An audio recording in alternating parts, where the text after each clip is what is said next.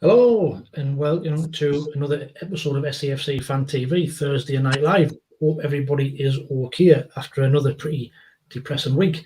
Joining us on the show tonight for Thursday Night Live is our lad down south, Jacob Kirkbride. Jacob, how are you doing, mate? How's your week been? Yeah, not too bad, mate. Just sorting stuff out as usual, but trying to not focus too much on the football because it's a bit of, let's just say, a bit doom and gloom at this moment in time. But hopefully things can change on Saturday. Certainly is. I'm sure we're going to have a good hour's discussion on all things what's gone wrong at the club. Also on the show tonight, we've got the mad mistake. Terry, how are you doing? How's your decorating going? We're getting there slowly. Still got plenty more to do. 2 or 3 courts like usual. So it's a slow process, a slow boring process, a bit like Tony Mowbray's press conference today, wasn't it? Yeah, I'm sure we'll touch on that a little bit later. Also, last but not least on the show tonight is Jack Shields. Jack, how are you doing, matey? How's your week been? Yeah, not too bad. Nothing really to shout home about. As we've already been over, we're pretty poor, weren't we? Let's be honest. I don't know what other can't even get me words. I can't think of any other positive to give. So yeah, poor, but let's get on with the show. Aye, let's get on with the show and let's get the nitty gritty. So you can see we're all wearing the same tops tonight. We'll get our tops top on. Very smart indeed. So like we promoting Toffs are kindly sponsoring the channel this year. So if you head across to Toffs there, you'll get a 15% discount if you enter the code SAFEN15. Yes, Terry. What does Toff stand for, like? Good question. The old-fashioned football shirt. Oh. Old-fashioned football shirt. Yes, they've got all sorts of retro stuff on there, like I say every week, not just Sunderland shirts, but across the board. Have a look down there and get yourself a 15% discount on the site. In the live chat, you can join us via the live chat if you haven't seen it already. Get your comments there. We'll read out as many as we can. In there already is Las Palmas Mackham, Evening Lads, Conrad Tank, Alan Robinson, SAFC Chapel, the Bristolian Mackham, David Joblin, Mickey Mack, Emma Hansen, and David Walker. So, without further ado, we'll on to Saturday. So we went to Preston, hoping to get our first win. After a disappointing game against Ipswich, and then obviously the Carabao Cup game against Crewe, but it wasn't to be. So, team selection wise, Terry went there expecting to make no change. The main talk was, would Pritchard possibly come in? Nobody probably expected Bradley Dack to start the game on Saturday. So, what was your thoughts on Tony Mowbray's team lineup on Saturday? Well, I was told, obviously, the day before that Dack was going to be starting, so I knew he was going to be starting. But to be fair, I was a bit disappointed that Semedo wasn't in it. But what can we do about it? We give Dack a chance. But when I watched him in the game itself, he was pretty anonymous for the most of the game and false nine. He's not really a false nine, is he? So a bit disappointed, to be fair, with him. It wasn't the best. I was surprised anybody, especially after the comments Tony Mowbray made after the game on Crewe. It was going to take him a few weeks to get back to full fitness. But I think it's a bit harsh on Samir. But does Tony Mowbray just not fancy him? He obviously doesn't look as though he's been a Tony Mowbray signing, so he's lasted one game. But Jacob, what was your thoughts when you seen the team line up on Saturday? I think it just sums up where we're at right now, to be honest with you. I mean, there was tweets going out saying, it's a statement made from Mowbray towards the board that we're in desperate need for reinforcements up front. At the moment, personally, I think even though he struggled to make an impact on the game against Ipswich, I think taking him out of the starting lineup, I think, was a little bit harsh. I think, players like Hamir, I think it's just the case they're not ready right now. But when you're the only fit striker at this club, as a fan base, with the age he's at, we've got to do our best when he is playing to get behind him. And I think, personally, I just hope it's not going to dent his confidence more taking him out of the side. But it just shows that, we needed someone else with more proven experience before the Ipswich game, to be honest. And aside that, I don't see what other changes he could have made, to be honest with you. I know Dack, I was hoping Dack would start regardless and potentially be dropped for one of the other midfield players, but not putting him up top. He just looked like a lost kid in a shopping centre at times in that game. The only player in that side that looked like that looks like can add just that little bit of extra playing as the main striker would be Jack Clark. But most of our threats came from that left-hand side that he occupies at the weekend. So I think putting him as a striker and, you know, taking out the threat on the left, I think it will be the wrong decision. So it'll be interesting to see what Mowbray does there. Yeah, agree. You know, I was more surprised to see the lineup for the under-21s during the week as well, which we'll touch on a little bit later. You know, if he's worried about him being the only fit striker, but then he plays him in the under-20, the 21. So a bit of a strange one. But Jack, you were down there. I think Jay, were you down there as well, Jay? Were you? I couldn't go, unfortunately. That's what I know. Jack, you were down there. So, you know, what was your thoughts when you saw that was in the starting lineup?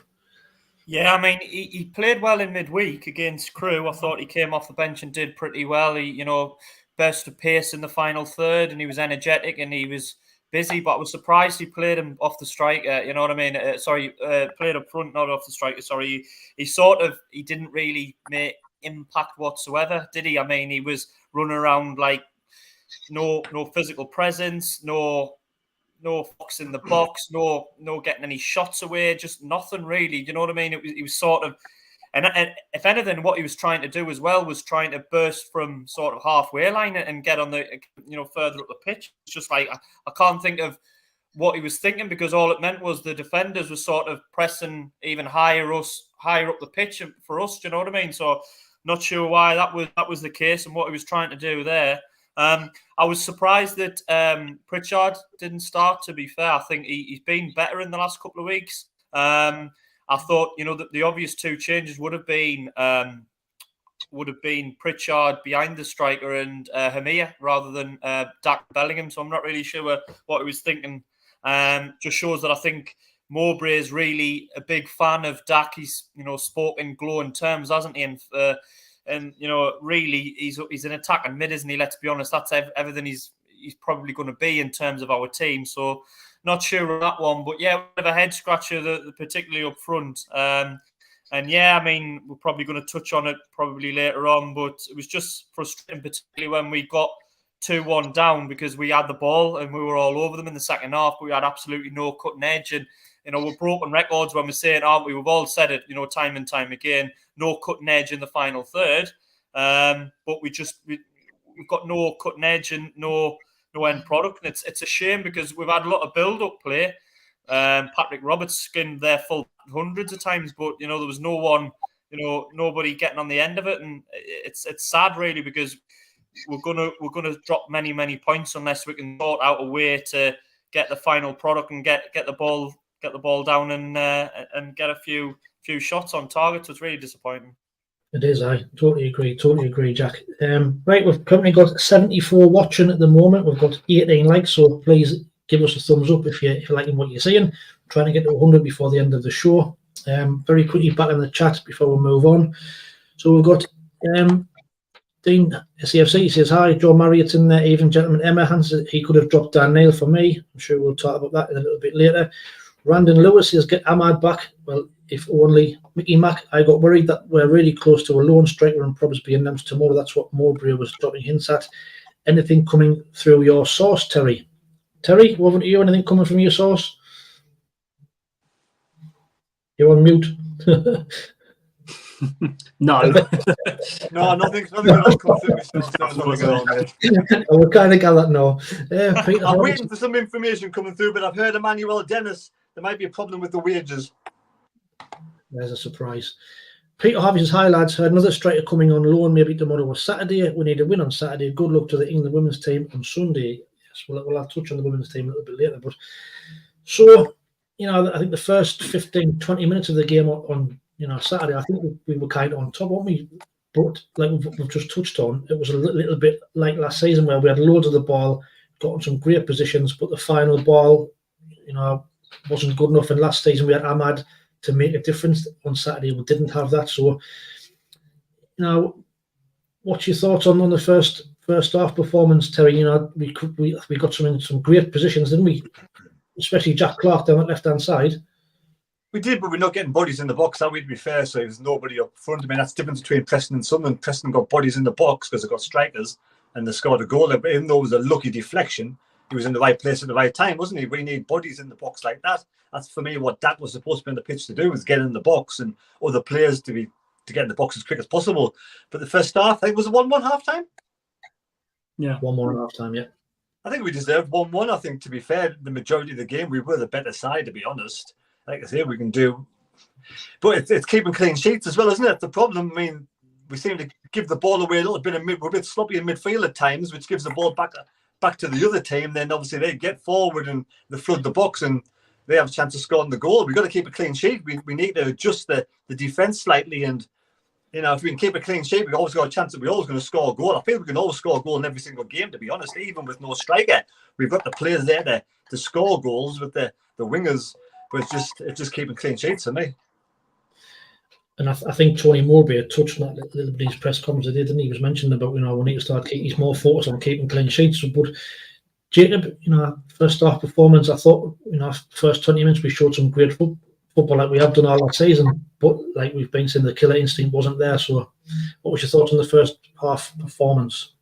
Well, I think, every time Preston came forward and, when they got the ball, it looked like they were going to do something with us. It was just purely possession. That's what it was. And our main threat was out wide, just nothing through the middle and up top. And I think that was the story of the game, to be honest. I thought we responded well to going a goal down. We kept our momentum. We kept, showing the quality we have out wide with Roberts and Clark. And it paid off with us winning the penalty just before half time. But we didn't take advantage of that at the start of the second half. I thought we allowed Preston to have a sniff midway through, and they got their rewards for it. But like what was mentioned previously on here, giving away sloppy balls sloppy passes in the middle of the park, it did cost us. But again, we have been crying out for a midfield player for a while, to be honest with you, someone who can drop deeper, win those second balls, but also can move the ball quicker as well. Bellingham, the guy does show signs. I think he's a player that I'd want to keep in there for the next couple of weeks. I think he'll only get better, but it's a question of who gets dropped out of Ekwa or Neil. Personally, I touched this last week. He won't drop Dan Neil. He's a player that Mowbray likes to build the team around on most occasions. So yeah, it's a difficult one, but the main positions we lacked, on the weekend against Preston was probably in the middle of the park, to be honest. It wasn't good enough, mate. Nice one. Well said. Jack, just following on from there, what Jacob was saying, do you think that midfield three, they get caught up the pitch too much? The first goal we tried to play out, I think as Joby gets caught on the ball, loses the ball, break away and score. So do you think that midfield three, is a little bit too attacking? We've got nobody who can really sit like Corey Evans does. Yeah, I think Jacob touched on a good point. There's all a bit of physicality sometimes to win the second ball, a nasty centre mid to protect the back four a little bit and win those physical knockdowns. And then you can once we broke up the play, then you can give it to the more technical players. Your Dan Neil, your Bellingham, your Pritchard. Dag, if he's going to get Dak, is going to get in good position. So it's an important point, because we're good at playing the ball along the bottom. And I think Preston did this really well. If teams are going to sort of suffocate us in a way as well, they're going to press us high up the pitch, and that's possibly why we give the ball away so much, because teams have got us to a T. They know we've got no one to hit, a big ball up top, and we've got no one to push us back. The only way we can really create chances is to play and is play through the defence and build up from the back. But too many balls went astray. Sloppy possession. Nobody picking behind the lines, and Dak didn't help either, because Dak was trying to sit at the halfway line, and when he's meant to be your false nine, what's the point in him a false nine who's basically a midfielder? If not, it's like 4-4-6. Well, 4-6. With no striker up front. So definitely need at least probably 3 or 4 key players, but particularly down the spine of the team. Obviously crying out for a striker, but also a defensive mid and even a defender. 3 proper solid additions down the middle of the pitch. But too many sloppy balls going astray. And yeah, it was too easy for Preston to be physical and press us high up the pitch and get physical with us. And, it was a sloppy game. We were at best, it's Sunderland are at our best when we can build from the back, but also it's fluent. It was a sort of choppy game, and that's not our style of play. Preston, got the game plan absolutely spot on. Great stuff, Jack. Yes, Terry, did you want in? Yeah, Jack, would you be tempted, you probably wouldn't, but would you be tempted to put Danny Barth back in defence, a back three, and put Luke O'Nien in the middle?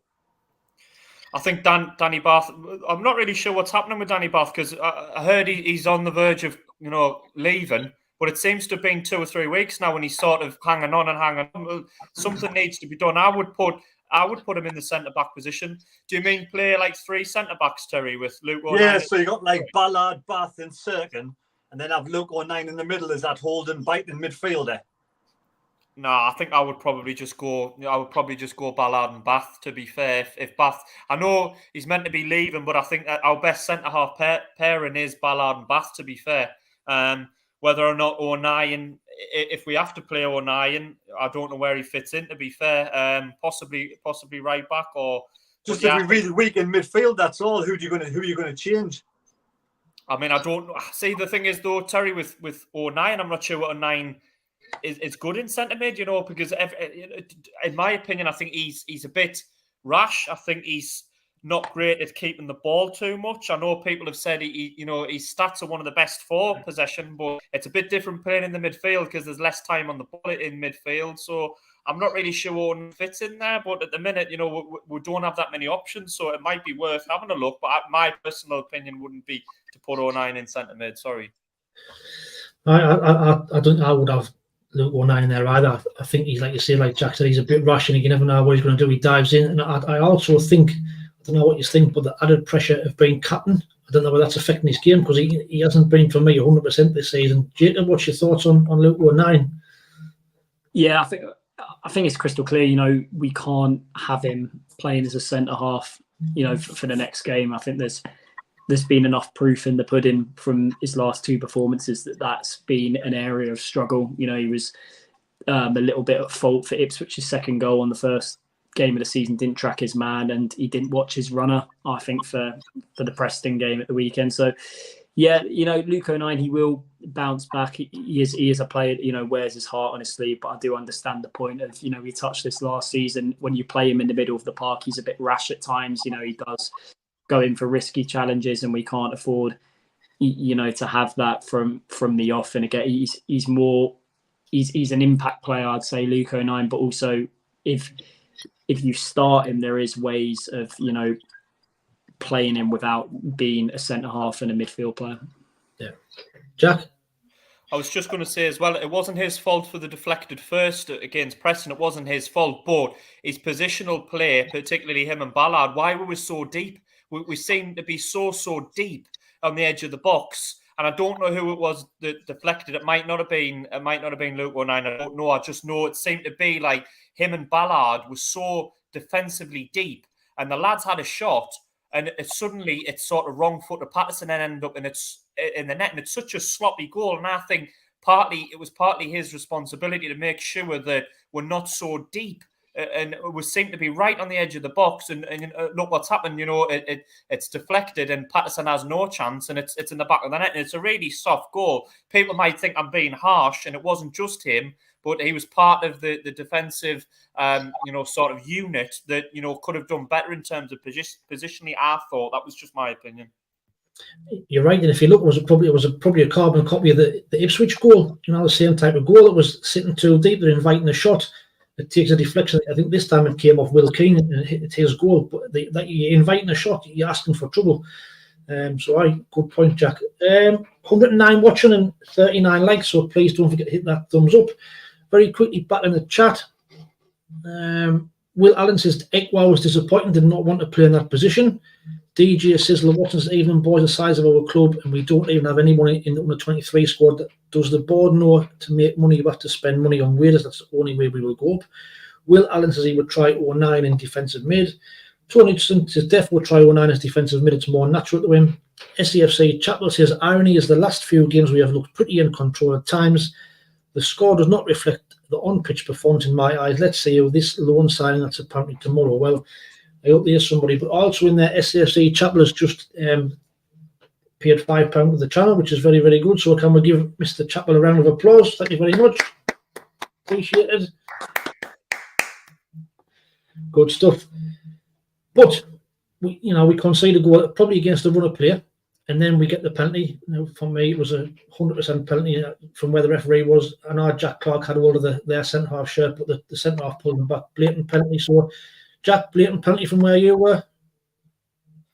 Yeah, he was twisting and turning inside out, and the lad sort of wrong-footed him, and he tripped him. It's a penalty. It's not the most aggressive foul you've ever seen, but we have players like that in the team, don't we? The likes of Clark and Roberts, and they've got that sort of quick turn of pace, haven't they? Particularly inside the box, and all it takes is a defender to trip them. So yeah, I thought it was a penalty. You shout for it though, don't you? When you're 1-0 down, you've got 5,000 behind the goal. You're going to shout for it, and I was really pleased to see him point to the spot, because I did think it was a penalty. But sometimes we've had it in the past, and we've all had, whereby it's a stone wall and we don't get it, particularly away from home. So it was nice that it was given. But yeah, I thought it was a penalty.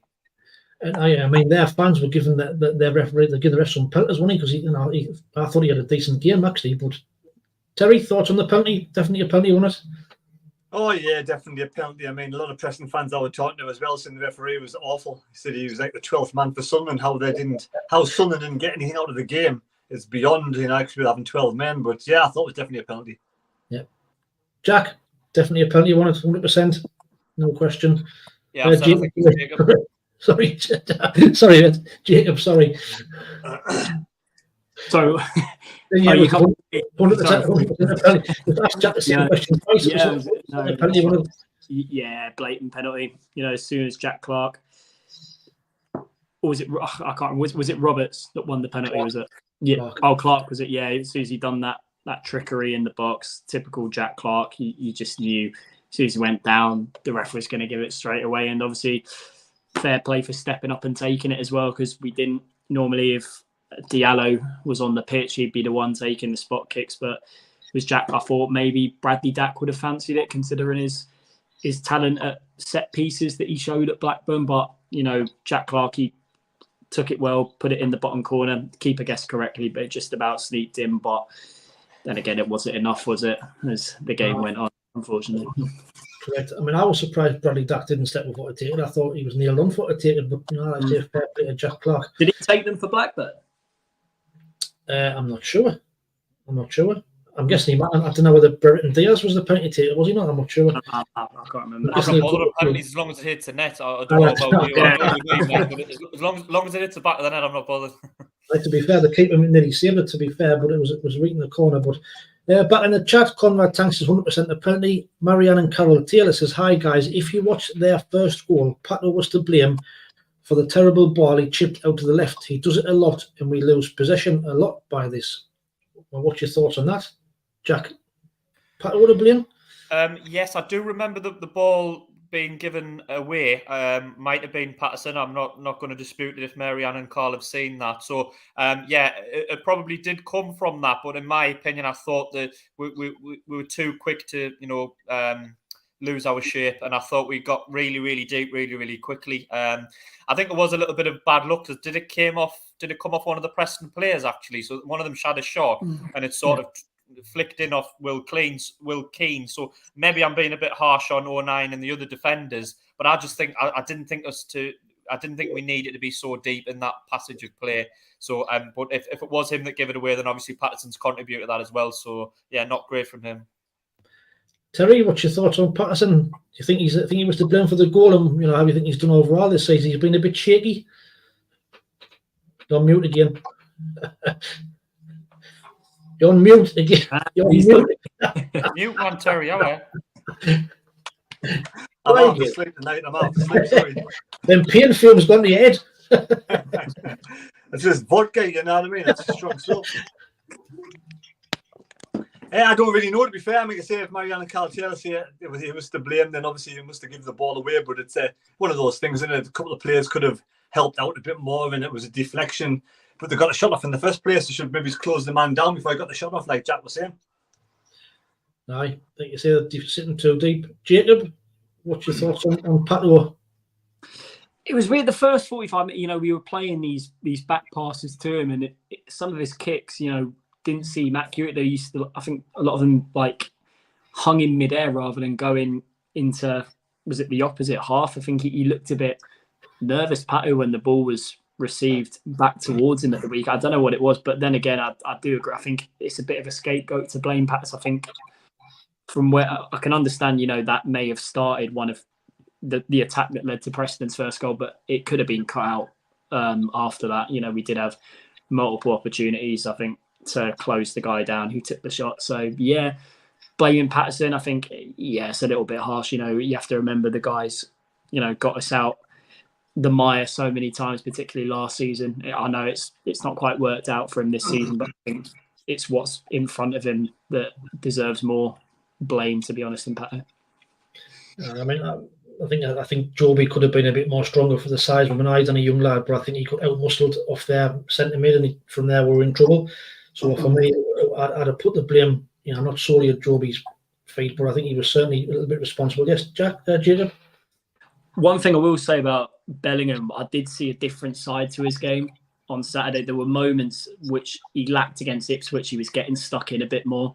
He was making challenge. I think he did one that started a counter-attack where I think he then passed it to Robertson. We almost got a goal from it. And he was looking to improve his physical side to his game a lot more. So definitely an improved performance from Bellingham, and hopefully it will be an even more improved performance at the weekend. Nice one. Terry? Yeah, you got to remember he's only 17 years of age, so he's going to get better with every single game, and the experience he gets in the Championship will get better as the season goes on. Yeah, good. Jack, did you want to be in there?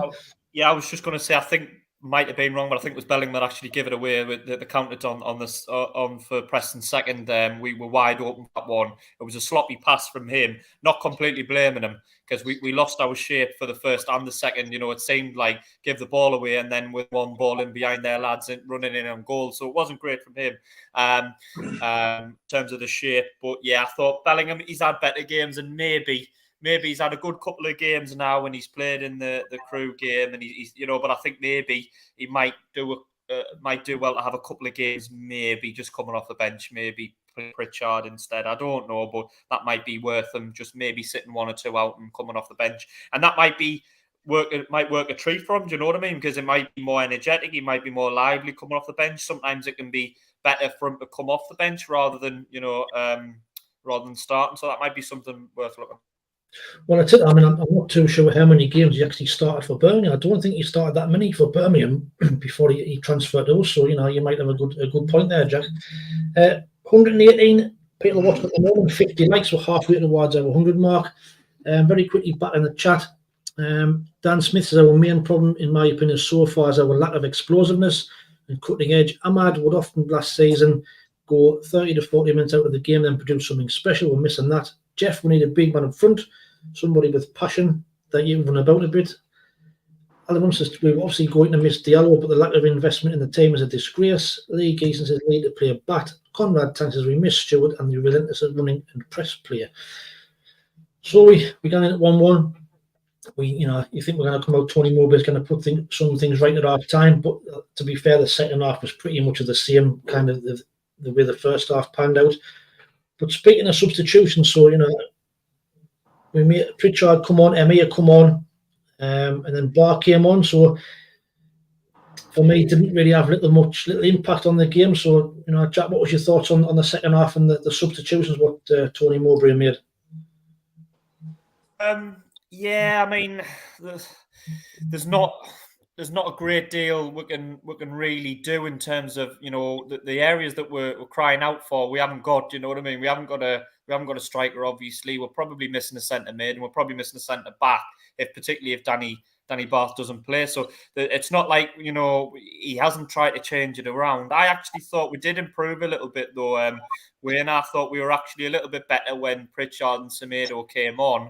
I thought they sort of got on the ball a little bit more. I thought Pritchard was busy and lively, didn't really get on the end of anything. But I thought we had a couple of chances towards the end of the game. I think forgot who it was, had a shot that sort of came across the front of goal and the keeper got a hand to it. But, on another day, that one probably should have gone in. And I did think they improved. Who was that, sorry? I think it was Roberts.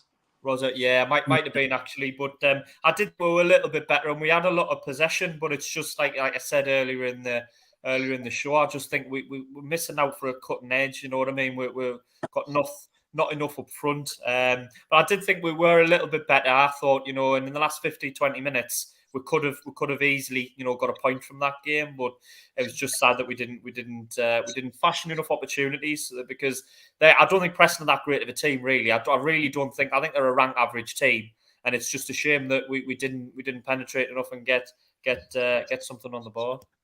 Yeah, good shout. I mean, Terry, just to follow on from that, I mean, the stats, we had 65% possession, we had 12 corners, 14 shots.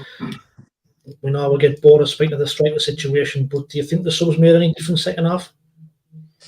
Yeah, I think I agree with Jack. I think we did improve second half. I like Pritchard, the way he comes on, he looks a different player this season. I think in pre-season looked the one that really fully fit, to be fair.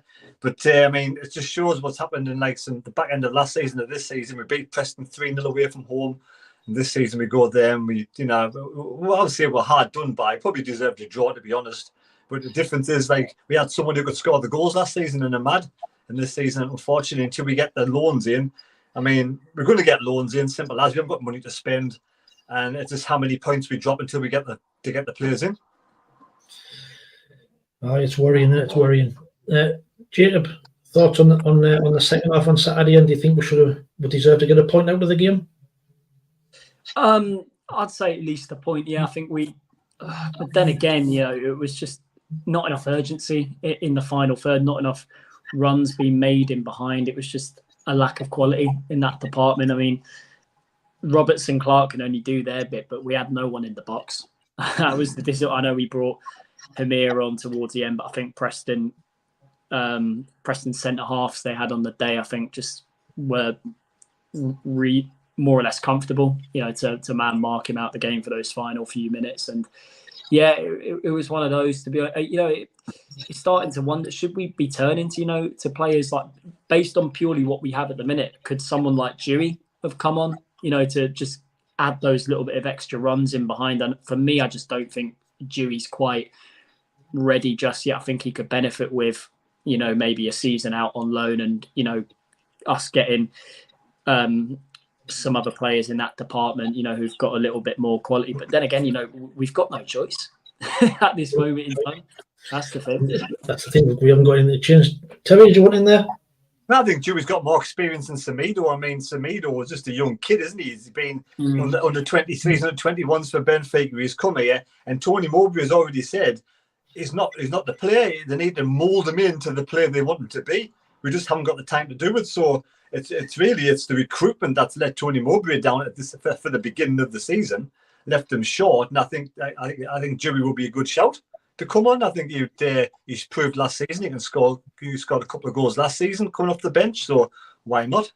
I just think it's a physicality thing for me, though. I think I agree with you. He has more experience than Semedo, absolutely. But I just don't know whether or not Bennett's going to be able to, be a central focal point up front, or at least even like a stand-up striker. I think when I've watched him, he's better at sort of coming off the left. I think that's my opinion. He's sort of good at drifting off the left and creating and getting a few balls in. But I'm not sure he's capable of playing up front. But I take on board what you say about he's more experienced than Semedo. Right, and on that, I think Mowbray is more favouring putting Abdullah Bar on the left-hand side of the bench, and that's where he seems to be playing him. But Jacob, you want in? That's what I was. There's one thing for sure. Abdullah Bar, he's not a left winger, mate. He's not a left winger at all. Like what Jack said, if you're going to bring Dewey on, put him in that area. Make him as part of the front three, and allow him to make those runs in behind when we make those killer balls. Because right now, with the players we've got available, if we're not going to play with a number 9, we're a counter-attacking side. And I think Dewey fits that sort of system a little bit more to a system where if we were playing a full side, the one thing Dewey can add, which I think second half we sort of lack because the energy levels dropped, was pace in the final third. Dewey, I think, would have brought that, but Yeah, I think it's okay. I think personally, this is my own personal opinion. I think Mowbray is looking to send him out on loan, personally, but I don't know what division he'll go to. I mean, you could even move like Clark more central and put Dewey on the left-hand side, couldn't you?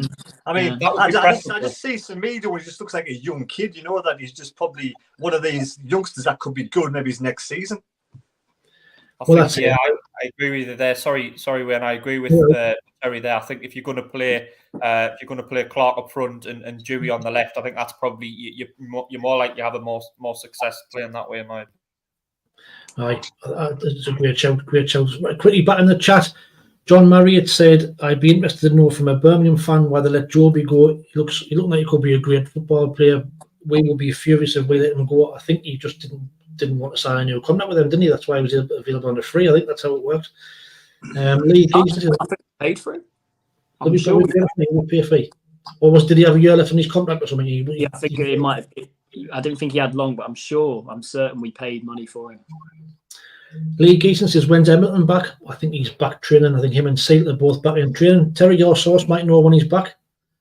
Well, he's back in training, but they're not doing any contact yet. No. So it's going to be. So I think he's come back to some sort of proper training next week. But I mean, me personally, I'm not sure where Hamilton's going to fit in. We've got about 5 attacking midfield players. I'm not sure where.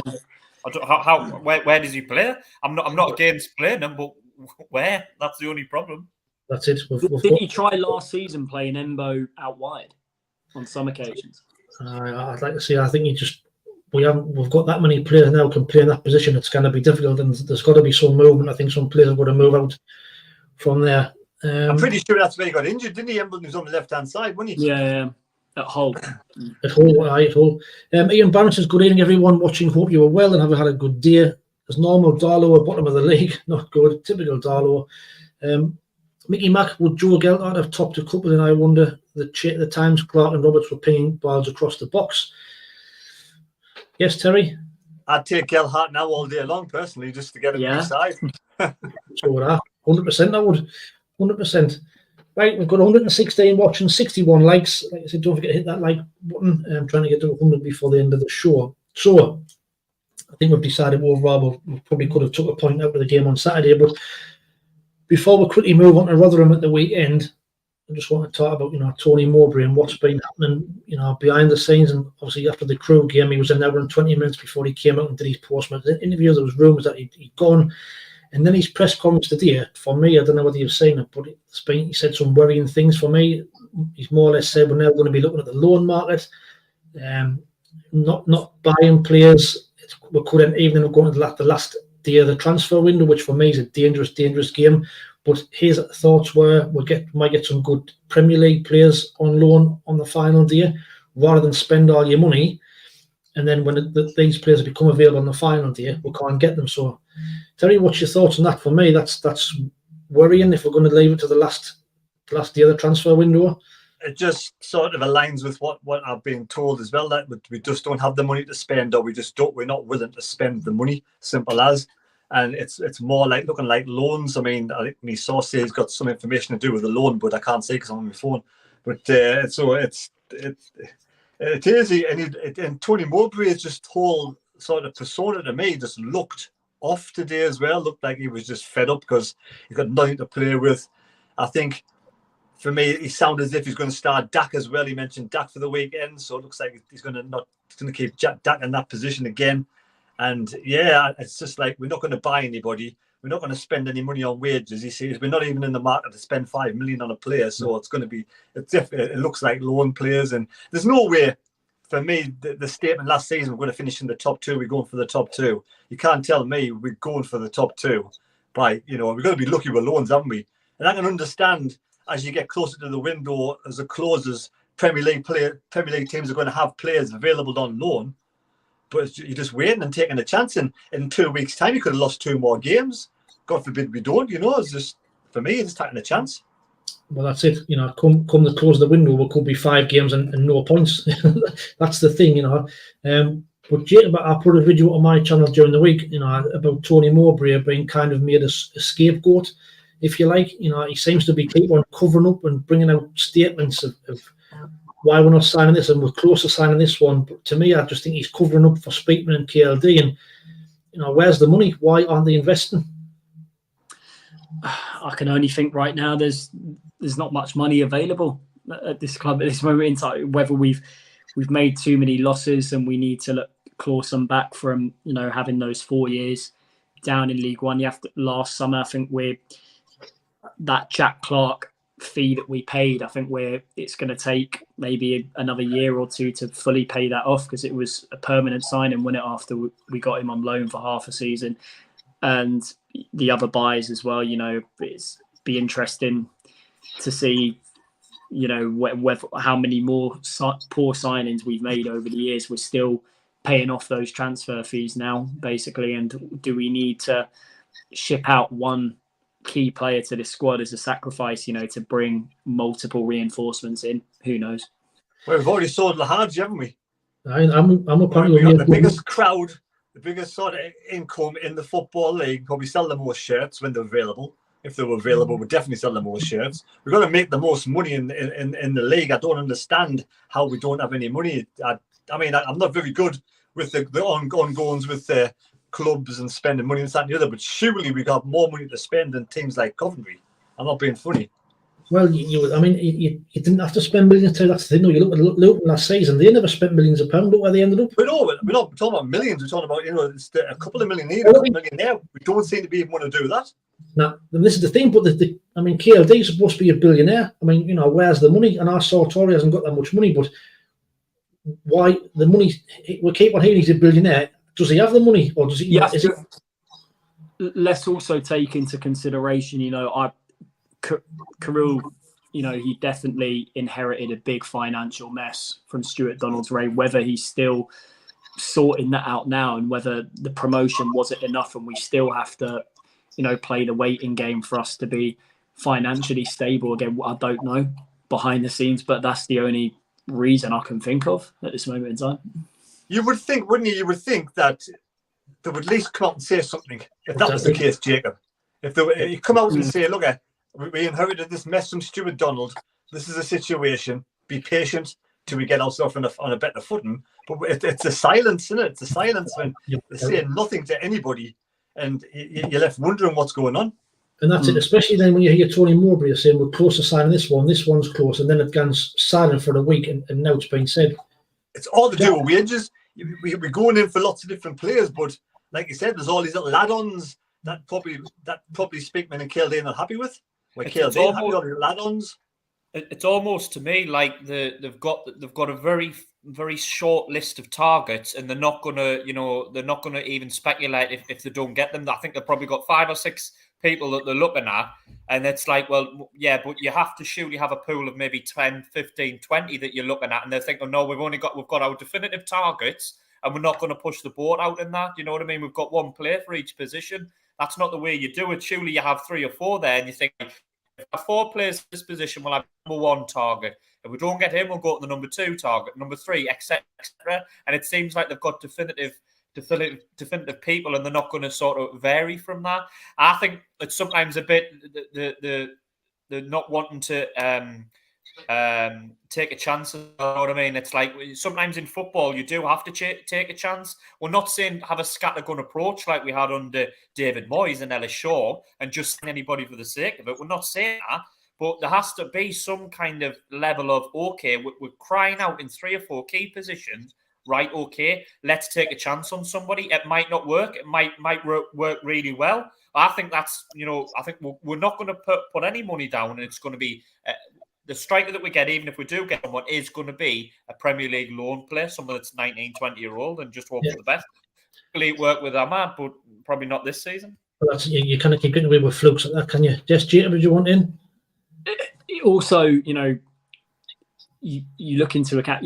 Do you think the club burnt themselves out with the signings we made last season and the wages that these players are on?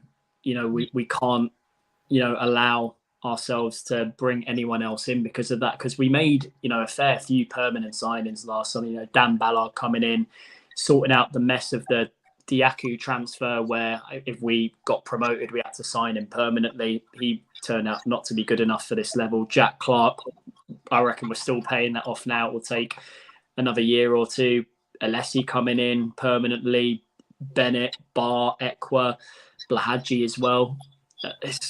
It raises eyebrows. Did we, go full out too much last season, and now we're paying the price? We can't bring these permanent players in with more experience. You require more wages, to keep them on long-term contracts. Jack, did you want in there? I was just going to say it's a good point, what Jacob said, and if the financial situation is not as strong as everyone's expecting, why are we not actively looking to try and sell someone? I'm not saying go down that model, but if we are struggling financially, then the model is really one big player a window, get as much money as we can for that player, and then use it to build your overall squad. Our fans won't like that because they'll say, "Why are you selling your best players? You're never going to have success." And I sort of understand that, but I think the model that they're going down is develop young players, sell them as much as you can, and then hopefully, build your club up from that way. So if that is the case, if the financial situation is struggling so much, why are we not trying to get somebody out the door for a high price? Burnley flirted with Jack Clark and Dan Ballard's been mentioned, but if it's that bad, if we can't improve our squad without selling, get a deal done. Sell someone for 15-20 million. Obviously, don't be too cheap, but get a good price. Jacob? You can tell. I reckon they were banking on Stewart being available and for the club to sell him this summer, personally, with one more year left of his contract. But it goes back to the sticky situation. Who's going to pay the asking price for Stewart for a player who's just coming back from a long-term injury and won't be able to play till September? And will he be guaranteed to be that same player when he returns from injury? That's what I think they were hoping for, a hefty transfer sum by selling Stewart this summer, and they've left themselves short by relying on plan A and, not having a plan B, more or less. But obviously with the Stewart injury, any Achilles injury to a footballer, it's a proper long-term injury that I don't think they fully understood the severity of it. I think they were hoping Stewart would be back for pre-season and then clubs would be knocking on the door and be able to cash in on him, but that hasn't been the case. Aye, good show. Terry, do you want in there quickly? Yeah, I think if we're going to ship any players out, it's definitely going to be Danny Ballard and Pritchard, to be fair. Well, Ballard signed a new contract, though, isn't it? Sorry, I mean Danny Bart. Danny Bart and Pritchard. They're the two that definitely want to ship out. He definitely wants Danny Bart out, allegedly. So, but how much are they going to make off Danny Bart, though? He'd be on a free transfer, wouldn't he? So you're not going to make money off Danny Bart. So, well, just get rid of the wages. That's what they want, don't they? We'll probably cancel his contract to get the wage down. That's what will probably happen, even though it's absolutely crazy. That's what they'll probably want. Or we'll get a wage bill off, and we'll get the wage bill down and get 2 or 3 young lads to you know what I mean? Because they've got more potential, and it's just we've gone from one extreme. The other years and years ago was signing has-beens, and now we're getting young lads, and it might be good in 8 years, but in the meantime, we just got to hope for the best. It's feast off famine with Sunderland. Danny Bart's banging on the door, wanting to play football, almost the player of the season last season, one of the best players we've had last season, and he can't get a game. Well, they're just trying to force him out, and that's all they're trying to do. They're not playing by forcing him out, but it's very quick. You've got 125 people watching. We've got 69 likes. Please don't forget to hit that like button. Trying to get to 100. Quickly back in the chat. Thean says, "You're all right, lads." Bristolian Matt, and why don't we have the money is the question. Just what we've just been talking about. Big time club with a small time mentality, says, and Dave. Thean says also the Lahaji story might have been a lie because some rumours said we let him go for nothing and we will spend some money. Thean, aside from Clark and Ballard, our wage bill is one of the lowest in the league. Even if we sell this lot, we won't reinvest. So I think we've kind of come to the conclusion that we're not going to spend any money. There's no money to spend. It's going to be a nervy last couple of weeks before the transfer window ends, with a couple of loan signings. Who knows? And relying on Ross Stewart getting fit and come back scoring goals. But on to Rotherham. So Rotherham, they're a point above us. They've had a in different start of the season, the same as us, but they're a point better off. They're a place better off. Not going to be an easy game. Tony Mowbray has spoke about them today about coming here and they're going to be in your face and man marking.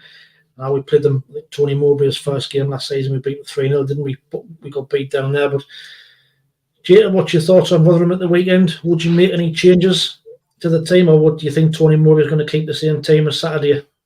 The one, I think it would, give a massive confidence boost to the players right now if Danny Bart is playing. I think, honest to God, I think it's unsettling the squad that he's not in the team at this moment in time. It beggars belief. I know potentially he's looking at shipping someone up, but to have your former player of the season on the bench for the first 2 games of the season, I've never seen anything like it at this club for years. To be honest, I think he's got to play. Come on, I'll be more at ease when I arrive at that ground on Saturday and see Danny Bart's name in the starting 11. To be honest with you, I think if it's the same back four that he... Oh, bye, Jack. Jack's gone. Yeah, must be boring for Jack, mate. No, but if it's the same back four, I think that will, have everyone's nerves at a high level going into the Stadium of Light of the week. But Bradley Dack, I think he will find a way to keep him in the starting 11 for experience. But aside that, I don't know what else he wants to do. Really, it raises what Terry mentioned about potentially playing Sirkin as a third centre half. That could Niall Huggins then get a shout if we go over wing back system? Then he could be looking to do that. But like what I mentioned before, how many different options has he got? At the moment, he hasn't got many, and that's the worrying thing. But Danny Bart, he's got to play. That's the thing. If you look at the team on Saturday, you're looking for leaders with experience. We only had Luke O'Nien and probably Bradley Dack, who's got a great deal of experience. So, Terry, are you going to get your board out? I have. I've been told they've been tinkering with the back three during the week. That's what they've been training with. Now, I don't know if they're going to go with the back three. I'm not sure. I've also allegedly been told that there's been a bit of heated moment between Bart and Mowbray. I don't know if that's true either, because he wants to play football. So I'm going to go for a guess what I think, not for my team, but I think the team that he'll put out. I'm only dubious. I'm not sure about the wing back. I personally would like to have Danny Bart as in the centre three.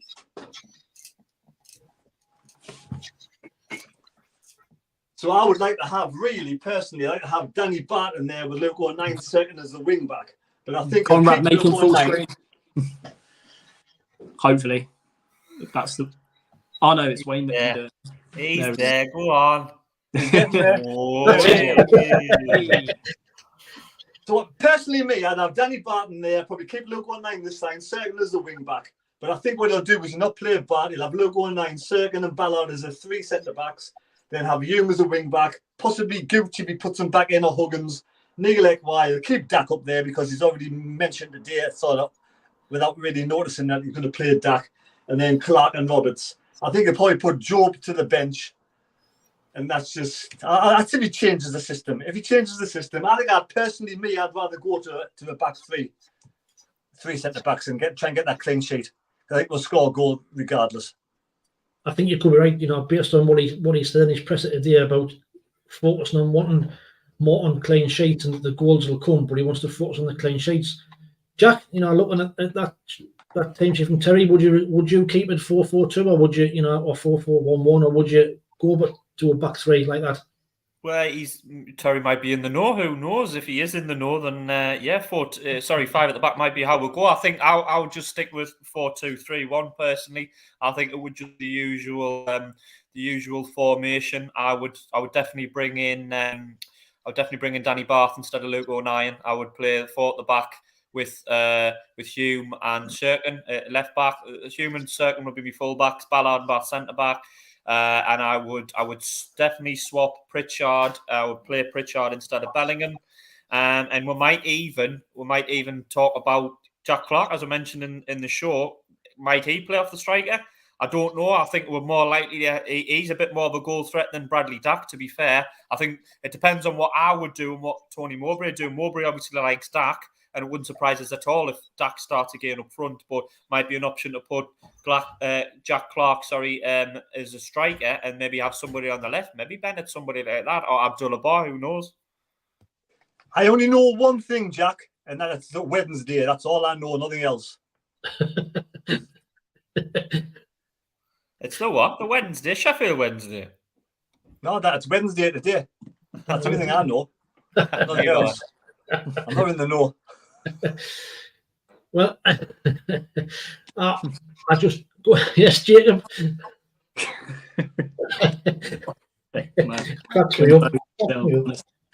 You know, it's also, I must say, it's concerning the thought that we've resorted to playing a back three at home against the team who've conceded the most goals out of any side in the Championship after 2 games. And apparently, I mean, I don't know whether it got rescinded or not, but I think one of their best players, I can't pronounce, Fred Onindima, he's suspended. The kid they got him on loan from Luton, didn't they? Did you see it at the weekend? It was so he got booked in the first half. Second half, he gets fouled. Then he waves the imaginary yellow card to the referee. Referee books him and sends him off. He's definitely not playing. All right. If you've seen it, then yeah, that's clarity done. But I just think it'll be same as I think it'll be the same team that played against Blackburn, mate. I'm against Preston. He's more or less said Danny Batt's not going to be playing. He's more or less said he's picking Luke 09. He wants Luke 09 in the team, which is a bit strange for me when he's saying you want experience up top end of the pitch, but then leave Danny Batt on the bench when you play Luke 09. Just doesn't really make sense what he's coming out with. But we'll wait and see. I hope Terry's right. You know, I'd like to see us just try something different. And you know, why? Just because they're tinkering doesn't mean they got to play it. Well, that's it. You know, you didn't know, do you? But I mean, even Semedo I'll be tempted to put him back in. He's took him out for the game, put him back in against the team who were not high on confidence themselves, gets him a chance to get him his first goal and gets a bit confidence. I just think personally, though, I think I can understand if it was I hate to be arrogant, but a Coventry or Southampton like we're playing in the next few weeks, then I would be more inclined to go 5 at the back. But I think at home against Rotherham United, I think really they should be more worried about us than we are about them. Do you know what I mean? I'm a firm believer of. I know we've been a little bit shaky at the back and we have conceded chances and goals, but I really think if we get the ball down, we play on the front foot. We high tempo game. I really do think Rotherham will be more worried about us if we get the Cranberries, particularly if we get an early goal. I think they'll be more worried about us than we will about them. That's the way I look at it. Does anybody actually think if Mowbray was in charge, he would pick Danny Batt in defence? Yes. 100%. Sad state of affairs, really, isn't it? Probably. This is what I said in my video during the week. Has he been told not to play Danny Batt, but to force Danny Batt out of the club? Same as Pritchard. Obviously want him gone, Wayne. I mean, there's no reason why arguably your best player last season, certainly your best defender last season, experienced, solid. The fans like him. There's no real reason why he wouldn't be playing unless he's moving, or he's either being forced out of the club, or he's sort of said, "I want him to go." Do you know what I mean? There's no other alternative. Why? You know, that's exactly. Why doesn't make sense. Yes, Jita, very quickly. So with Pritchard, also, I'm certain his contract was up in the summer, and then we offered him but it was like a rolling deal. I think it runs out next year, doesn't it? He's got 1 more year left. I think it was Stuart, Pritchard, and Gooch have all got a year left, haven't they? Yeah, and Gooch, Pritchard, and Batt have been told the contracts are not being renewed. So, aye, that's what it is. Aye. Right, very quickly, score predictions for the weekend. Terry, I think I've seen yours on the board, but just to back up what you were saying. Yeah, by the end of the day, I'm thick with my heart, don't I, rather than my head, so I'm going to go for a 2-0 clean sheet. Nice one. Jacob, what's your thoughts on Saturday? Still not convinced about us defensively. I think it will be 2-1 to us. Nice one. Jack? Yeah, I don't like copying, but I agree 2-1. I don't think we're up to keeping a clean sheet, but I do think we are still decent going forward. I don't think Rotherham are that great. They've been bottom 5 or bottom 6 in the Championship. They seem to concede quite a lot of goals. And I really think we should be going out and trying to score goals, not worrying about the other opposition. So yeah, I think 2-1. I don't think we're up to keeping a clean sheet, but I'm hoping we've got too much in the final third, hopefully. Nice one. I've gone for 2-1 as well, so it's 3-2-1s. I just think it'll be a nervy game, and if, you know, God forbid, if Rotherham do take the lead, it's going to be a very, very, very nervous atmosphere, and it could turn toxic quite quickly if we go a goal down, but we'll sort of wait and see. I think as well, Wayne, I think we're particularly with Coventry and Southampton on the horizon. They're going to be in the top 6, both of them, I think. So real tough couple of games. If we don't get a win on Saturday, I hate to say it, but we could be going into September with no win. Middle of September, we've only got 1 point maybe or 2 points, which is going to ramp up the pressure once again. That's going to be very, very, very nervy if that happens. Very quickly, back in the chat just before we sign off. Pritchard should be playing. Conrad Thatcher's back. Pritchard and Semedo would start against Rotherham. Out with Wanai and Dak and Neil. Thean says, I would love back to play, but let's be real, it won't happen. But Pritchard's likely because in training, Mowbray was a lot of dialogue with Pritchard. Bristolian Macam, I think Mowbray is keeping Bat out till the window ends, so no one comes in for him. Well, we'll see. Alan Carr is 1-1. Conrad Tanks is 3-0. That's it. Well, we've run out of time. So don't forget, just before we sign off, if you head across to Toffs, there's been a couple of nice comments in the chat there. Somebody asking if the shirts has become available yet, and one of the comments said, no, we're going to sack them off, but I'm going to get Toffs shirts instead. So you might see quite a few more of these Toffs shirts at the stadium in the next few weeks. Head across to there, see a 15% discount, SAF EN 15 for a 15% discount. Right. 127 watching, 77 likes. Hit that like button very quickly. Try and get that to 100 just before we go. Terry, do you want to say goodbye to everybody? Thanks for watching. Yeah, thank you everybody for watching. Thanks for hitting the thumbs up. Don't forget to subscribe if you're new to the channel, and let's hope we can get 3 points on Saturday. Well said. Jacob, do you want to say goodbye? Goodbye, everyone. As I always say, for every Sunderland AFC game, keep the faith. Let's hope you're right. It's getting very difficult to keep saying that. Jack. Yeah, thanks for everyone for watching. As we always do, we wouldn't have a show if people didn't watch it. So thanks for tuning in, everybody. I hope everybody, gets to the stadium if they can. We need the support we can. If anyone's on the fence, and hopefully 3 points. See everybody later, boys and girls. Well said, Jack. And just to touch as well, they've also got the same promotion on this weekend. If you get there early, you've got that 50% off in the concourse. If you want to buy one of the pints, I personally wouldn't. But if you want a half-price drink, get yourself there. Like I say, watch out for the preview show next week, or the review show next week, where I'll be reviewing hopefully 3 points against Rotherham. But until the next one, thanks for watching. We'll see you later.